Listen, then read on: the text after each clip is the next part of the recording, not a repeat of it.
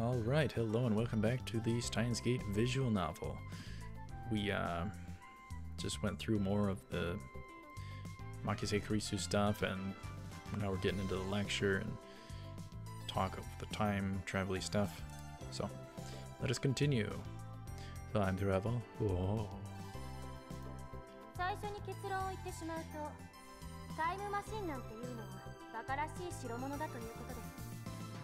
Kurisu says, "Let me start by saying that time travel is an absurd concept." Objection!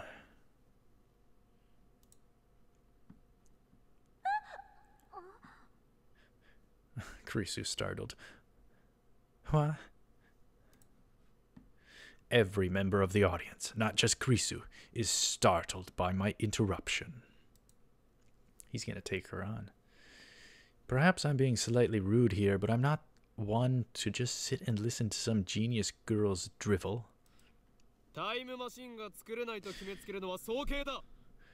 It's presumptuous for you to claim that time travel is absurd. Dara says, "Okarin, you magnificent fool." Sitting at my side, Daru throws me a small salute. ATF staff are approaching, probably to kick me out. Perhaps I got too carried away. You don't say.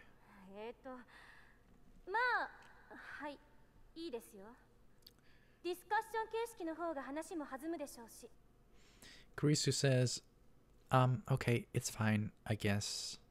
It'll be easier to talk in a discussion format. Oop, so like open forum. Open forum. Open Q&A type stuff. Thanks to her proposal, the event staff refrained from escorting me out, so she saved his hide. She sounds a little teed off, but let's not mind that. Probably with what you did earlier. But before that, please listen to my thoughts on the subject, Kurisu says. And I forgot to do it in her voice. Oh well. Ooh. Okay.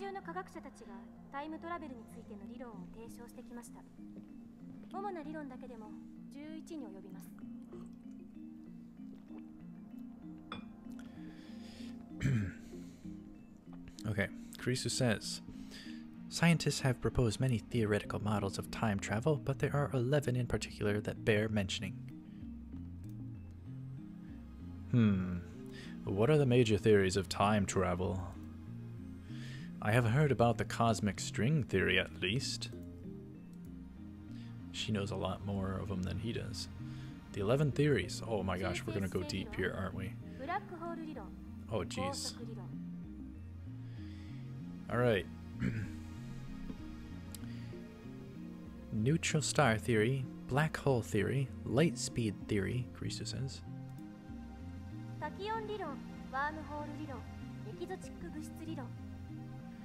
Holy heck, I didn't know there were this many. Kurisu says, tachyon theory, wormhole theory, exotic matter theory.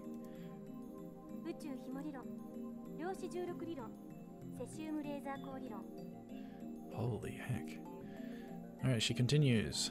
Cosmic string theory, quantum gravity theory, cesium laser theory. And the last bit of them. Ay ay ay. Continuing. Elementary particle ring and laser theory. Dirac antiparticle theory. Those are the 11 theories. Rintaro's just stunned. Not bad. Perhaps Makise Kurisu is a worthy rival after all. Rivalry is always good. However, all of these models are purely theoretical. Kurisu said. Some of them even contradict each other.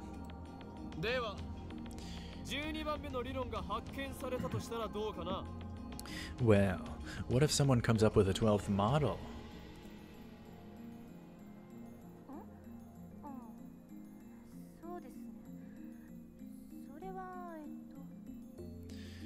Kurisu says, right. Well, 13番目の理論によって否定されるかもしれませんね。 it could be contradicted by the 13th model now, couldn't it? She continues. Darn, she twisted my question and used it against me. Touché, genius girl.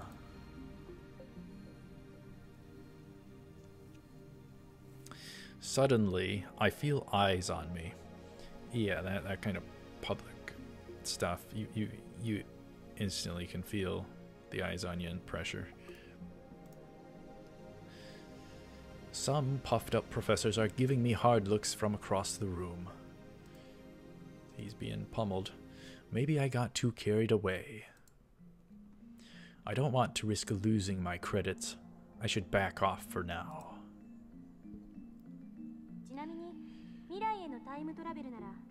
And I did hear that the time travel stuff was explained more in the visual novel, so I suppose that's what we're delving into right now. By the way, time travel to the future is available to us right now, according to Einstein's special theory of relativity.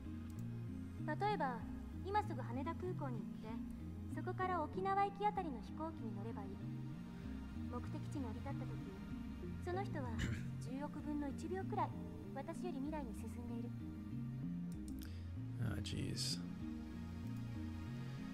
Alright. Theory of relativity. Oh my gosh, my voice is going to be gone after visual novels. Refers to both Einstein's special theory of relativity published in 1905 and his general theory of relativity published in 1916, represented by the famous equation E equals mc squared. The special theory of relativity is defined by the following axioms. Objects cannot travel faster than the speed of light. As velocity approaches the speed of light, the passage of time approaches zero. Oh my goodness. As velocity approaches the speed of light, length approaches zero. As velocity approaches the speed of light, mass approaches infinity. The general theory of relativity has the following axioms. In the presence of larger gravitational fields, the passage of time slows down. In the presence of large gravitational fields, space curves. In the presence of large gravitational fields, mass increases. All sorts of stuff you'd have to really study like heck. Oh geez, ay. Above my head.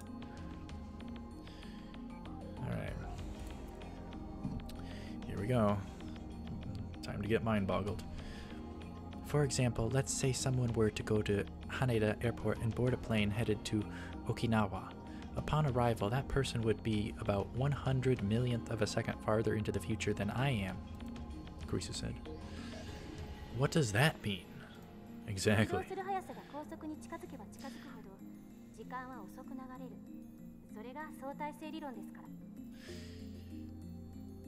According to the special theory of relativity, time moves slower for objects as they approach the speed of light.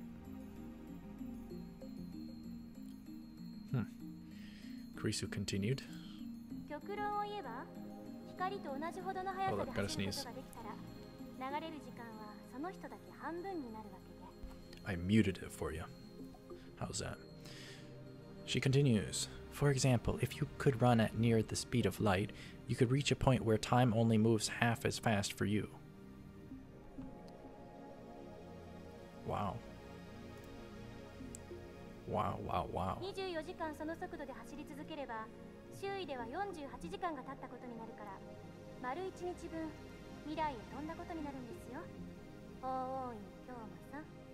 Holy heck, this is some interesting stuff. She continues, Kurisu, if you were to keep running at that speed for 24 hours, 48 hours would elapse in the rest of the world, meaning you would jump 1 day into the future. Understand? Ho Win Kyoma. Why are you slinging me out? Singling me out. Sorry. I'm doing my best to hold back, but it looks like Makise Kurisu wants to pick a fight. I wish that she hadn't said that name in front of so many people. It's too great a risk to let others know my true name.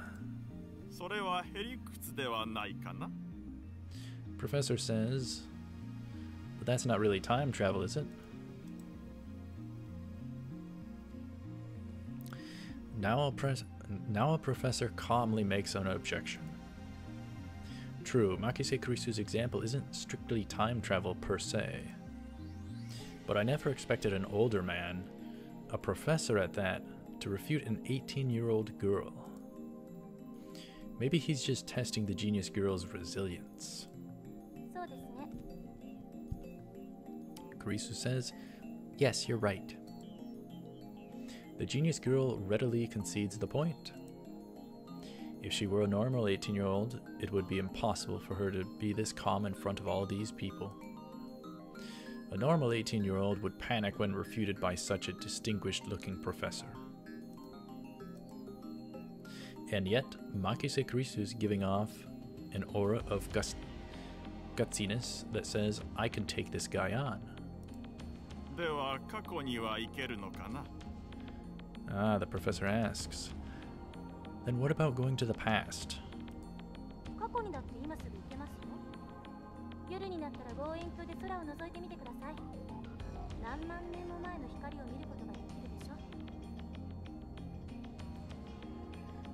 Kurisu making an interesting point.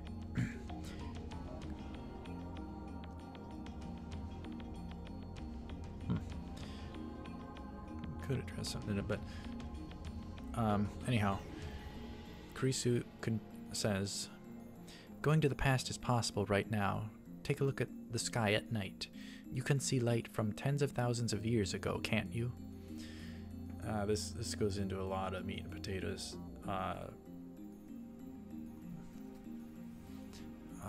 What's it called? I forget what it's called, but nonetheless, you can't know that the light was from that much time ago. It's an assumption. You don't know how old light is.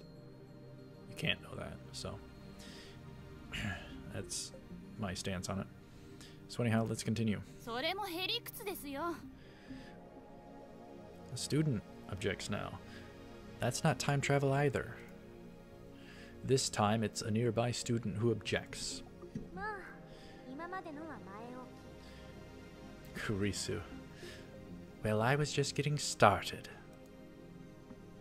Was it just me, or did Kurisu look a little nervous just now?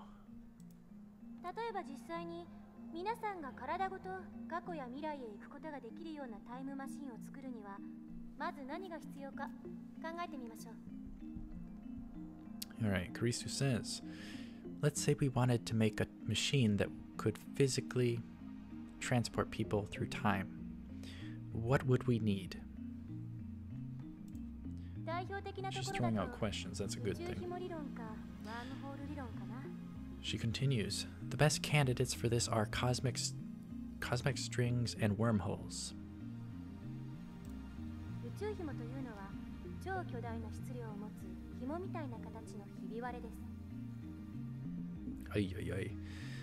A cosmic string is a string-shaped crevice with extreme mass, she says. A string-shaped crevice. That must be how they enter our universe. But do cosmic strings really exist? My voice is going to get all messed up from this. Oh boy. Jeez. The crevice is about as wide as an elementary particle, and at least as long as the diameter of a galaxy.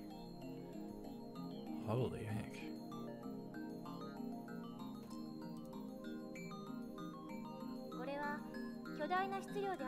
First, let's look up that thing. Elementary particle. The smallest unit of matter. However, the definition of what constitutes an elementary particle is unclear. Certain elementary particles have a corresponding antiparticle with opposite charge. This stuff goes deep. But I like a anime that goes deep. But I'm not great with lore or remembering every name. Jeez. Alright, Kurisu continues. Oh, wait. We gotta end it off. Darn it. Alright, thank you very much for watching. Stay tuned for the next part of the Steins Gate visual novel. We'll go through more of this fancy scientific terminology next time. So I will see you up ahead. Take her cool.